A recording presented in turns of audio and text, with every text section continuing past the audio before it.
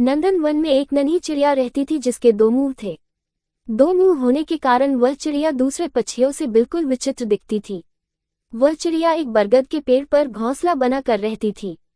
एक दिन वह चिड़िया जंगल में भोजन की तलाश में इधर उधर उड़ रही थी।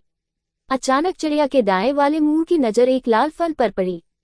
देखते ही उसके मुंह में पानी आ गया और वह तेजी से वो लाल फल खाने को आगे बढ़ी।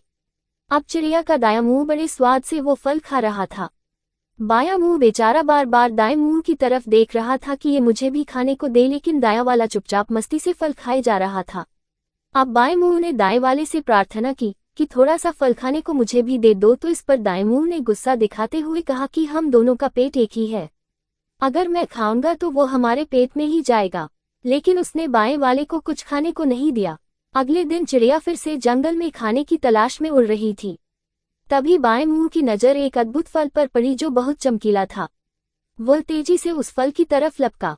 अब जैसे ही वो फल खाने को हुआ, तुरंत पास बैठे एक कौवे ने चेतावनी दी कि इस फल को मत खाओ, ये बहुत जहरीला है।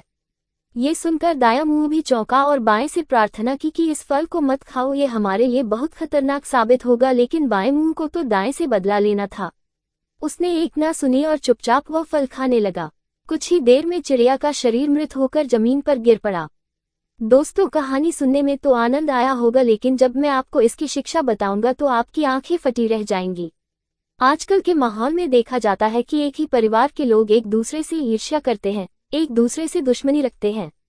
लेकिन जब भी वह एक दूसरे को नुकसान पहुंचाने का सोचते हैं या एक दूसरे से बदला लेने का सोचते हैं तो नुकसान पूरे परिवार का ही होता है।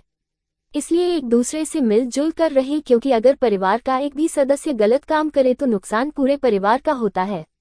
यही इस कहानी की शिक्षा है।